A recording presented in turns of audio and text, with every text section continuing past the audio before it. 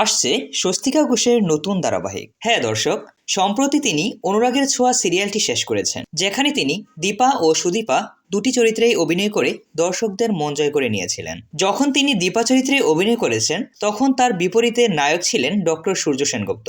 এই জুটিই ছিল দর্শকদের সবচেয়ে পছন্দের জুটি। দীপা চরিত্রে দীপার জীবনের কাহিনীটা অনেক লম্বা ছিল। কখনো সে মা হিসেবে, কখনো বৌমা হিসেবে, আবার কখনো স্ত্রী হিসেবে তাকে দায়িত্ব পালন করতে হয়েছে।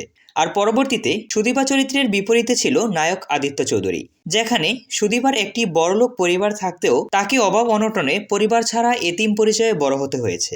তো দর্শক, এখন প্রশ্ন হলো, স্বস্তিকা ঘোষের অনুরাগের ছোঁয়াতে কোন চরিত্রটি আপনাদের কাছে বেশি ভালো লেগেছে, দীপা নাকি সুদীপা? এছাড়াও কার সাথে দীপাকে বেশি মানিয়েছিল, ডক্টর সূর্য সেনগুপ্ত নাকি আদিত্য চৌধুরী? আপনাদের মতামত কমেন্টে জানাতে বলবেন না। স্বস্তিকা ঘোষ জানিয়েছেন খুব শীঘ্রই আবারও তিনি নতুন কোনো সিরিয়ালে যোগ দেবেন। আপনারা তাকে কোন নায়কের সাথে দেখতে চান এবং কোন চ্যানেলে দেখতে চান, অবশ্যই সেটা কমেন্টে জানাবেন। সকল প্রকার সিরিয়ালের আপডেট সবার আগে পেতে আমাদের চ্যানেলটি সাবস্ক্রাইব করুন, ক্লিক করুন পাশে থাকা বেল আইকনটি।